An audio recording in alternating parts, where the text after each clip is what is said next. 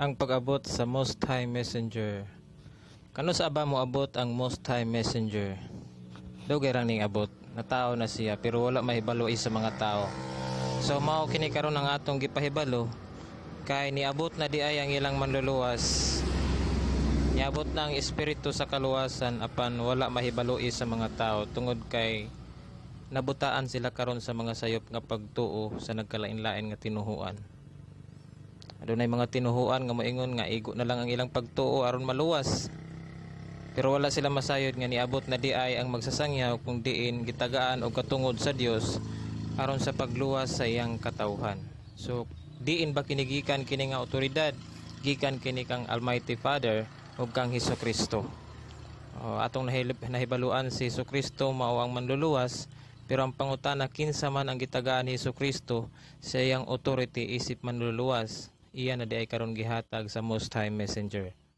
So ang Most High Messenger karon mao na ang nagdala sa katungod ni Kristo. So kano sa aba mataw ang tinuod nga Most High Messenger kay daghan man karon ng mga nagclaim nga sila mga Most High Messenger pod, mga hari pod sila. Pero diri sa Daniel chapter 4 verse 25 atong sabton, atong klaruhon o explain para di jud mo maglibog unsa ni siya. So diri siya atong basahon una. Daniel chapter 4 verse 25 gingon diri, that they shall drive thee from men, and thy dwelling shall be with the beast of the field, and they shall make thee to eat grass as oxen, and they shall wet thee with the dew of heaven. And 7 times, take note of that, 7 times shall pass over thee, till thou know that the Most High ruleth in the kingdom of men, and giveth it to whomsoever he will. So dunay tagal nga 7 ka panahon or 7 times gikan sa pagkapukan sa Babylonia. Kaya din hini nga chapter ang kaistorya din hini Propeta Daniel, si Haring Nabucodonosor. Matod pa ni Daniel kang Haring Nabucodonosor nga ikaw kini hari kining dakong kahoy nga may layog pagtaas ang imo kining paghari. Pero pagaputlon kining imong paghari, but pasabot ang paghari niya sa Babylonia. Ang Babylonia, ang gingharian sa Babylonia, mapukan siya. Apan mulabay kaniya ang 7 ka panahon or 7 times. Kanos aman napukan ang Babylonia? Atong 539 BC. Diha palang daan, daghan pud karoy mga historian nga nasayop ni ana. Ang uban moingon nga 538 BC. Pero ang tinuod ana 539 BC kay ato nang makita sa Cyrus Cylinder. Kung doon na mo'y internet karon pwede niyo i-type Cyrus Cylinder. Diha nato mahibaluan nga mismo si Cyrus, si King Cyrus nga nakapukan sa Babylonia, nagsulti nga niadtong 539 BC mao ang fall of Babylon. Mao ang pagkapukan, mao nagisuwat niya sa Cyrus Cylinder. So kanang moingon nga 538 BC nasayop na sila. So ato lang po na sila respetar ron, pero magpadayon ta diri sa kamatuoran. 7 times. So gikan ni atong 539 BC mag-ihap ta og 7 times niya na daw ang Most High muhari na sa gingharian sa mga tao. So hinumduman nato si Kristo giunsa man niya paghari. Sa dihang natawo siya, diha nagsugod ang iyahang paghari. Atong nabatian nga naaga nito yung mga 3 kings nga nag-alay sa iyahag mga halad tungod nga miila sila nga bisan wala pa sa hingkod nga pangidaron ang bata, nasayod sila nga naghari na ang bata nga mao si Kristo dito sa Israel. That is why kung mag-Christmas atong mabatian nga dunay kanta nga mingon, let earth receive her king. So, ba't pasabot ang gusto sa Dios nga mudawat yod ang kalibutan sa iyang paghari. Nagsugod ang iyang paghari sa dihang gipanganak siya. So, ang Most High Messenger, ang Most High King, kanus aman siya magsugod sa paghari sa dihang matao pud siya. So, kanus aman matao, kanus aman magsugod ang paghari That is 7 times from the fall of Babylon. Pila ba ni 7 times? Ang 7 times, ato na siya karong i-explain pag maayo sa sunod nga mga verse. Sa Revelation chapter 12, ninghatag si John the Revelator, minghatag siya sa katunga niini. Tungkol kay sekreto mangguni nga numero. Dili ni basta-basta pod nga ibutyag sa Dios niadtong mga tao nga wa masayod pod sa iyang plano. Ang tagaan lang sa Dios niini kadtong mga tao nga nagtuki sa iyang kamatuoran o katong iyang gitugahan sa pagpakaylap sa iyang gingharian. Kaning atong gisgutan karon, pwedeng wala kakabati niini sa uban nga mga magsasangyaw kay wala po nila i-touch. Ay nasayod sila, wa sila authority, wa sila katungod sa pagsangyaw niini. Munang wala ka nila matudlo ini. So munang ayaw ka usa, ayaw ka kurat, ngano nga wala nini mamahibalo sa uban. So kung ang uban preacher wala maghatag og pagtagad niini, pasagdi sila. Kay but pasabot wa sila motuog Bible. Dunay usa ka bersikulo sa Bible nga wala nila tagaigbili. Nya remember on that, kung imong basahon kini sa verse 24, this is a decree. Kamanduan kini sa Dios, balaod kini sa Dios nga angay nimong masabtan. Kay gikan di ay ni adtong pagkapukan sa Babylon mo ihat kag 7 times. Ang 7 times that is 2,520 years.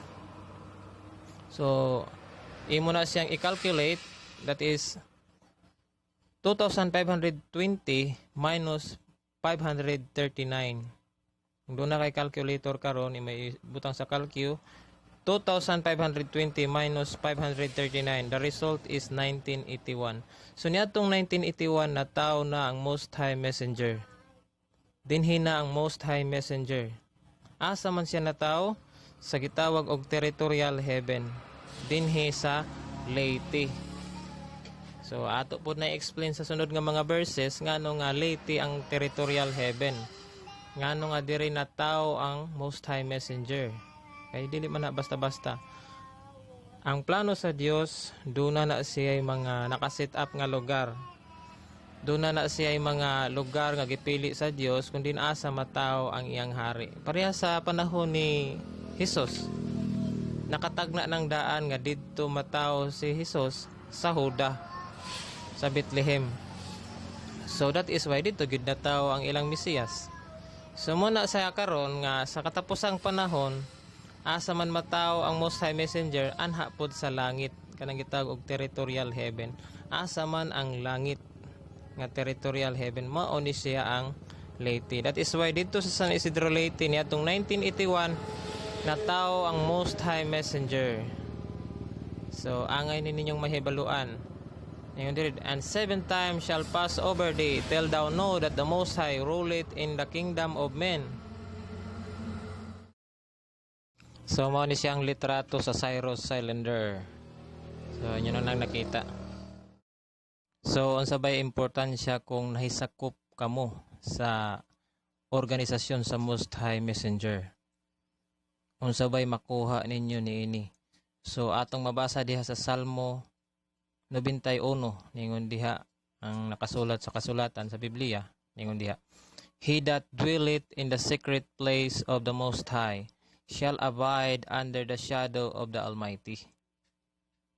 So siyang tumatahan sa lihim na dako ng kataas-taasan ay mananatili sa lilim ng makapangyarihan sa lahat. So kung ikaw nagsunod karon sa Most High Messenger, ning tuo kaniya, anaa sa iyang organisasyon, under ka karon sa shadow sa Almighty. Subot pasabot, kinsa may nakasuporta niini. Dili di ay ni iya sa Most High Messenger. Si Most High Messenger gihimo lamang siyang instrumento ni Almighty Father para mabuhat ang iyahang plano. Ang tinuod di ay ini nga tag-iya sa trabaho ni Most High Messenger, si Almighty Father di ay. Karon kung mukontra ka niini nga mission karon, kisa may mong kontra? Si Almighty. Manang atong klarohon, He that dwelleth in the secret place of the Most High shall abide under the shadow of the Almighty. So munang niingon si Daniel, pagbantay ka mo kay pito ka panahon ang mulabay, niya na ang Most High Messenger, muhari na sa gingharian sa mga tao. Ug kang kinsa man na siyang gingharian, matud pa ni Haring David, kang Almighty Father ka na nga gingharian. Ang Most High Messenger, usa lamang siya ka instrumento, usa lamang siya ka tao nga gitagaan karon og katungod ni Almighty Father sa pagdala sa iyang mga katawhan. Ug kadtong mga mutuo mamaluwas, ag kadtong dili mutuo magpabilin sa ilahang mga pagduda, walay kaluwasan. So ingon ni ana. So ato pong bantayan kay si Lucifer mo angkon pud siya nga siya pud ang Most High. I will be like the Most High, matud pa ni Lucifer. Kana si Lucifer daghan na siya mga mensahero karon nga ipadala, pero nihatag na ang Dios sa tinud-anay nga sign, tinud-anay nga bird, kanus magsugod og hari ang Most High, kanus matao ang Most High. 1981, that is from the fall of Babylon 539 BC. You will be counting 2,520 years, that is 1981. Ni atong February 15, 1981 nataw na ang Most High Messenger dito sa San Isidro Leyte, ug niya na karon nagsugod na siya og sangyaw sa gingharian, sa ebanghelyo sa gingharian, ug kini dili iyaha sa Almighty Father kini.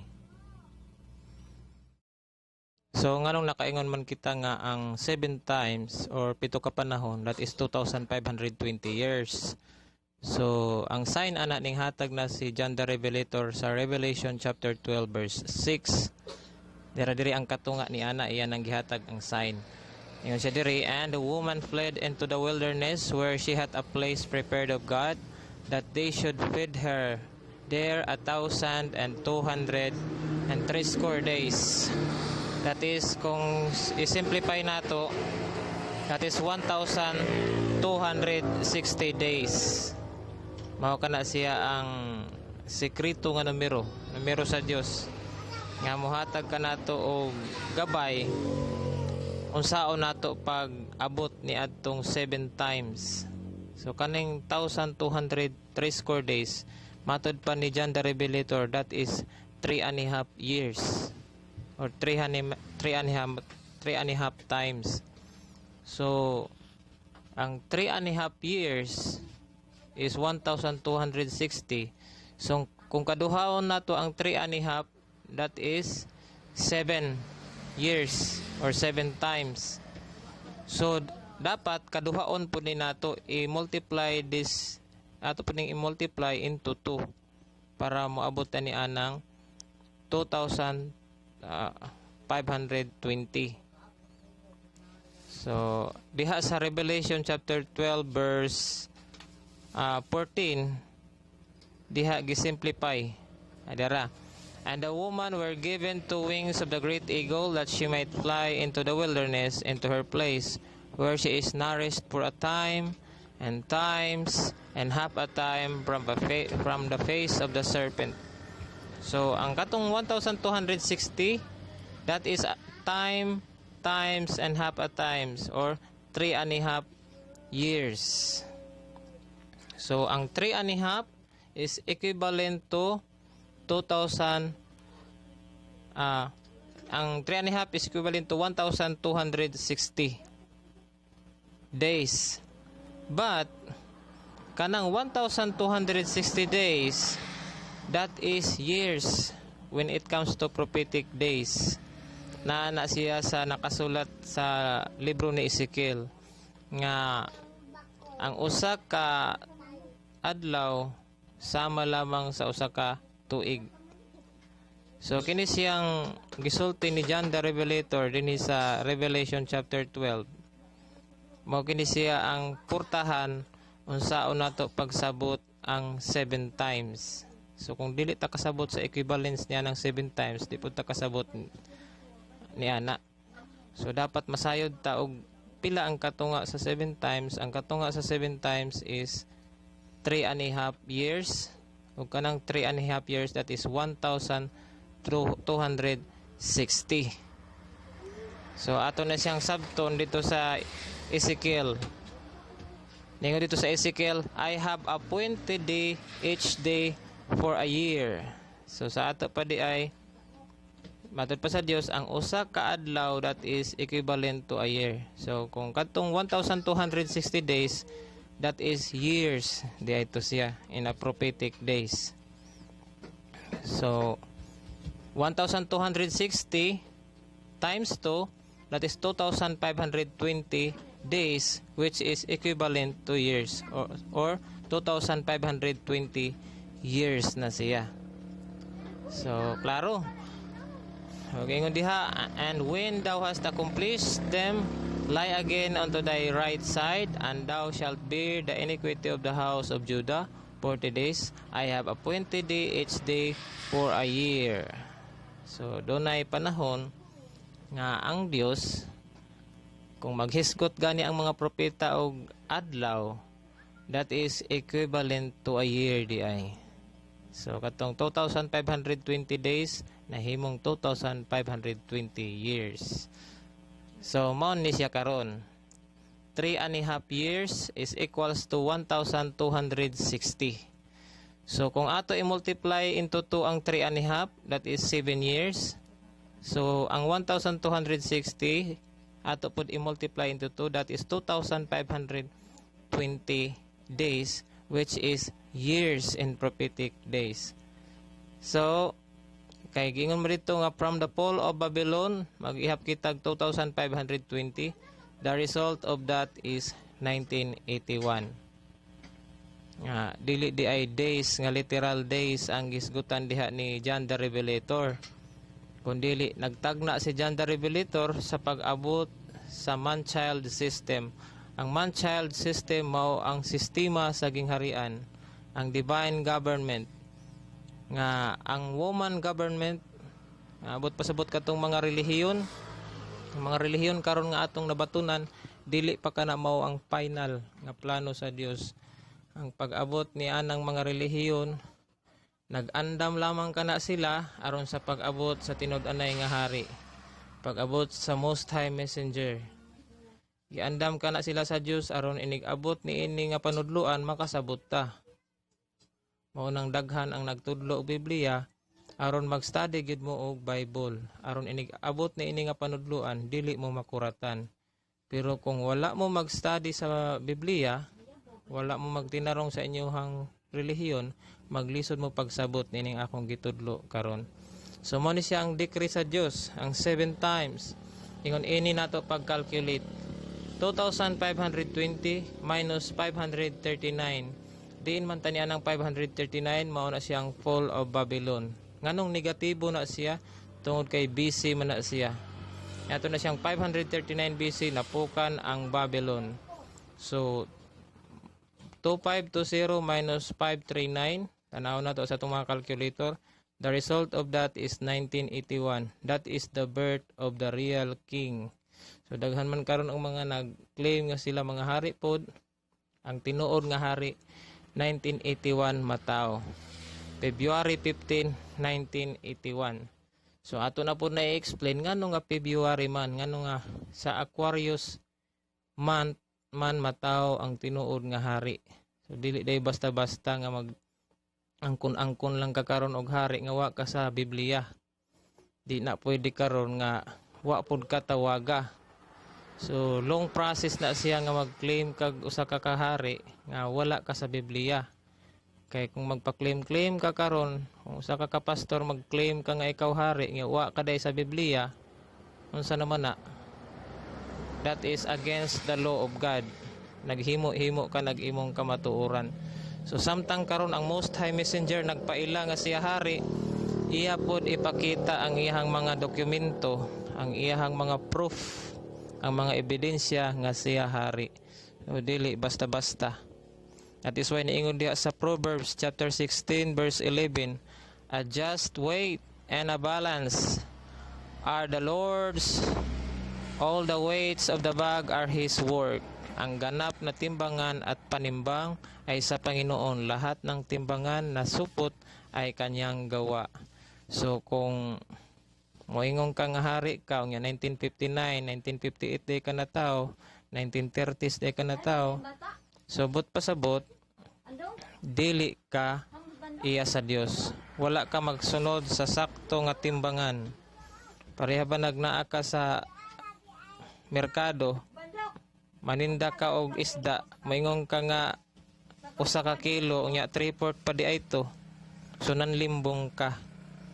So dili man ta makalimbong sa Dios. Ang kamatuoran sa Dios mao gyud nay mahitabo, mao gyud nay tinuod. Kung maingon ang Dios nga 539, maingon ang Dios nga 1981, dili na pwede nga himuon nimong 1982. Okay, that is against the law of God. Dili na mao, limbong na nga timbangan. So ang tao pod nga mutuo lang pod ni atong mga limbong, nalimbungan. So dili man ta malimbungan kung dili mo ta magpalimbong. So that is why niingon diri, it is an abomination to kings to commit wickedness. So unsa man nga wickedness, unsa may kadautan? Kadtong mga magpataka lang og claim nga sila hari, unya wala sa Biblia. For the throne is established by righteousness. Kay ang trono sa usa ka hari, righteousness ang basihan ni ana.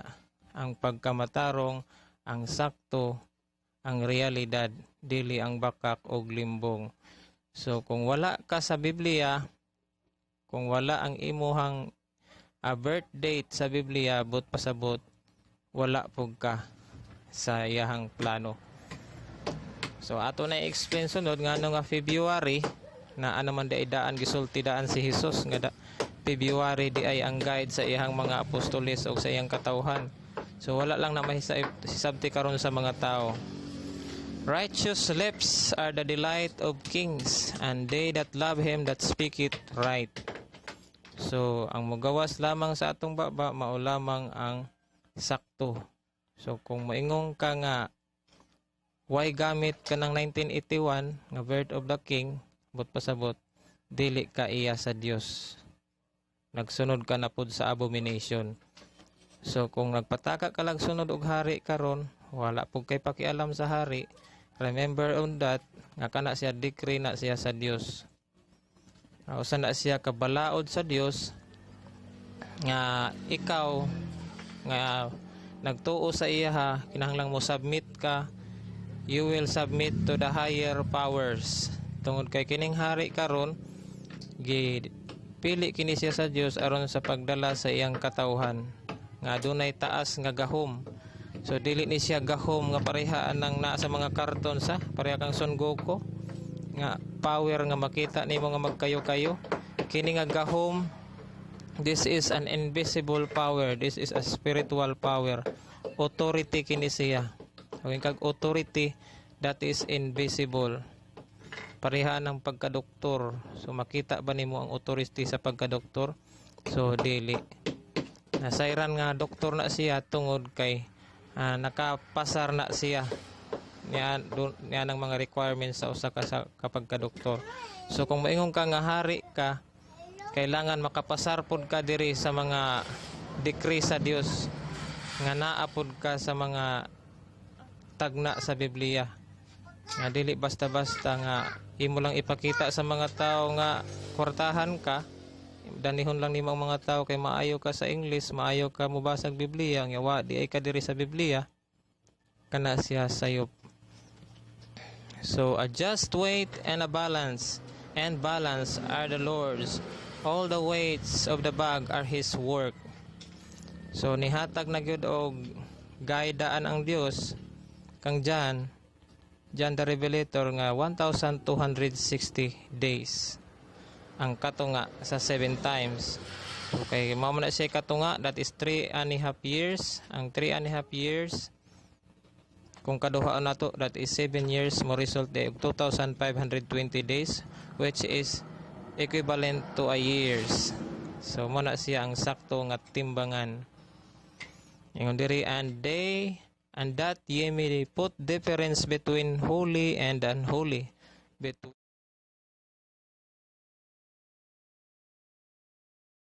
So nagsulti ba si Jesus nga Pebrero matawo ang hari? So nagsulti na siyang daan ni ana pero wala lang mahibalo isa uban tungod kay wala pud sila magtuki sa mga gipanulti ni Jesus. So kutob lang sila sa pag-ingon nga ning tuo sila ni Jesus, do na sila faith pero wa man pud sila magbasa. So manang kita karon nga nasayod ato pong ihatag ang kahayag ni adtong mga tawo nga gustong masayod. Dito sa Lucas 22 verse 10 dito mingon si Jesus, and he said unto them, behold, when ye are entered into the city, there shall a man meet you bearing a pitcher of water. Follow him into the house where he entereth in. So, bantayan tani, kaya ang uban nagtuo nga kini siya nga pulong nahitabo ni siya sa panahon ni Jesus lang. So, kana siya, buhi gihapon na siya hantud karon kining pulonga. Kana siya, wala lamang na siya maghisgot sa kapanahonan ni Jesus, kundi sa panahon sa atong kapanahonan karon sa Aquarian Age. So tungod kay nagsugod na kita sa Aquarian Age, ni apod ang leader nga mamahimong gabay sa mga apostol ug katawhan ni Jesus nga usa-usab ka Aquarius person. Ato ni siyang tarongon og sabot, ingon siya, behold, when ye entered into the city, there shall a man meet you bearing a pitcher of water.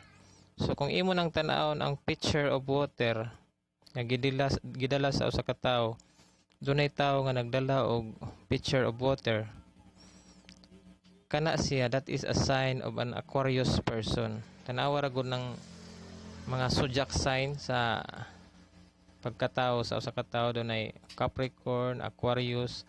Ang Aquarius tawo na siya nagdala og kuan banga nga tubig.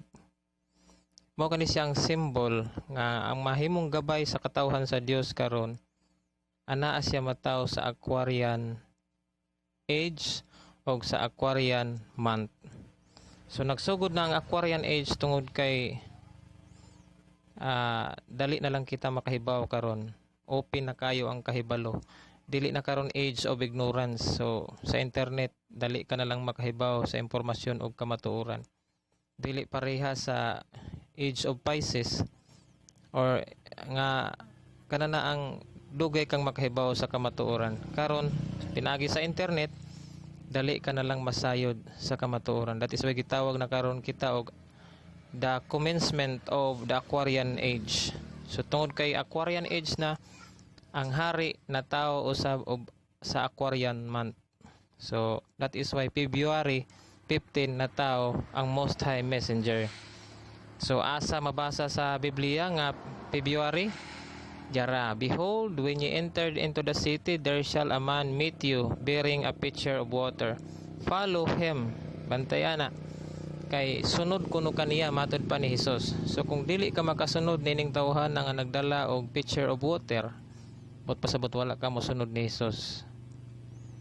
Do na pay puno si Jesus, follow him into the house where he entereth in.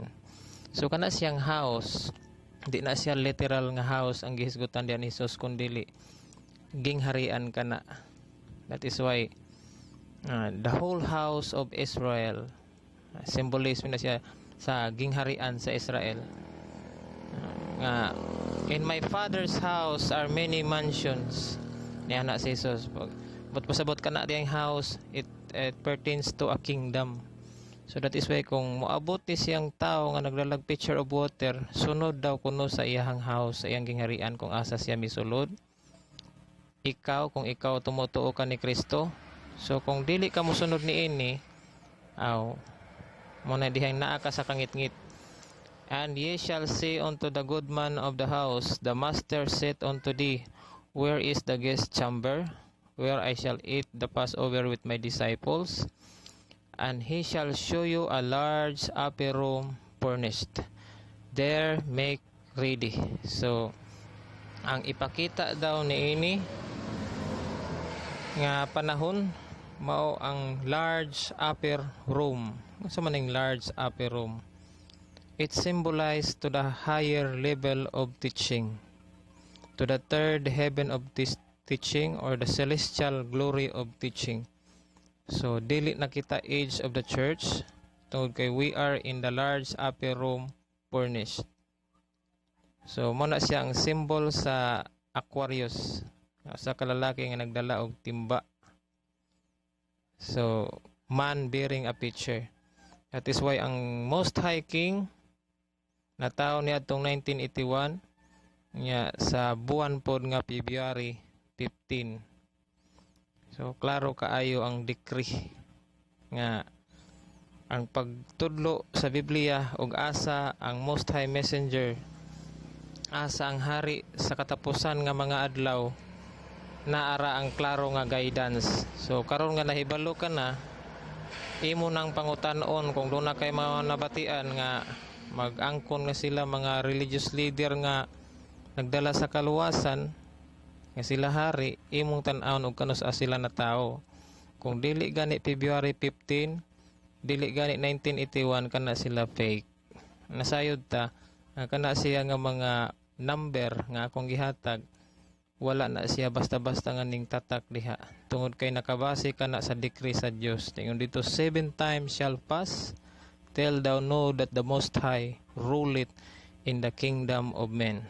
So decree kana siya, balaod kana sa Dios nga dili nimo pwedeng tuison. Ingon ana ang pagdala sa korona sa pagkahari, dili basta-basta. That is why kung ikaw nakasunod sa Most High, dili kagayod maulawan, anaa ka sa kahayag, anaa ka sa tinuod nga korona sa paghari sa Dios, under ka sa shadow of the Almighty.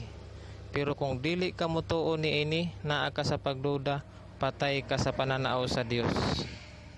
Kay bisan gipakitaan ka na sa tanan nga mga sign, wa ka gihapon mutuo, nangita ka pa og dagko nga mga sign nga gikinahanglan, subot pasabot nagduda ka na sa decree sa Dios. Dili ang nagsangyaw karon ang imong gidudahan, kundi ang Dios mismo nga nagpadala niini. Kay kinsa may nag-inspire kang Daniel, kang John sa pagsuwat ni adtong mga pulong? Of course, ang Dios.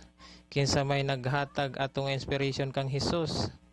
Kinsa may naghatag atong kamatuoran nga miingon siya nga follow him where he entered in? Ang Dios. So matud pa ni Hesus, siya nga dili mutuo kanako, iya sa kangit-ngit. So siya nga dili mamati kanako, walay pagtuo kanako. So bisan pag moingon ka nga taas kag pagtuo kang Hesus, unya di ka mutuo sa iyang gisulti, wa gihapoy gamit. Matud pa ni Hesus, they honor me in their lips, but their hearts are far away from me. So nagsulti lamang kita nga atong manluluwas si Jesus, pero layo di ay ang atong mga kasing-kasing. So dili di ay gihapon ta matawag nga tumutuo ni Jesus kung dili ta mutuo sa iyang mga gipanulti.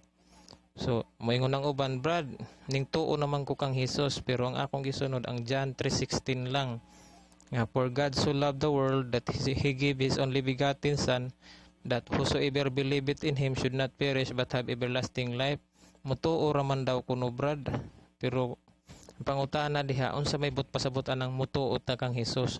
Kung mutuo gani ta kang Hesus, ning sunod pud ta sa iyang mga mando, nagbasa ta sa iyang mga pulong, mosunod ta sa iyang gipadala. Ug wa ka mosunod sa iyang gipadala, way gamit. So parihar duna kay amo nga nagsweldo ang imong amo, lagi kay nagpadala ang imong amo og iyang instrumento nga magdala sa sweldo niya. Pag atubang ni atong gisugo sa imong amo, dili ka modawat sa sweldo kay dili man ang imong amo. Nangita pa man ka og personal nga pag-abot sa imong amo, ani ingon naman imong amo, tuwa ako nang gipadala. Na ay tao diha nga moabot sa inyo magdala sa akong sweldo, dawata. Nya ikaw kay di man ka modawat karon sa sweldo mo, nang ang uban maingon nga ngadto ra ko sa amo akong personalon. So pag abot sa amo, hikasab-an ka kay wala man nimo dawata ang iyang gipada. So maana sa imong amo nga, oy, anong ni amang kanako ngadtoan na may gipadala man ko nagdala sa sweldo? Anong wa man to nimo dawata? Kabuang ba nimo? So tanan pamalikas imo na noong madawat gikan sa imong amo, kay to ay gipadala, nangita pa man kaglain nga rason, daghan kapag arti. So muna siya ang kaluwasan nga kinahanglan taas ta og pailob, taas ta og open-minded ta nga mamati sa kamatuoran. Sama ta sa usa ka baso nga abri sa pagbubo sa bag-o nga kahibalo. That is why imong makita dito ang sign ni Jesus nga ang iyang guide, ang tao nagdala og pitcher of water.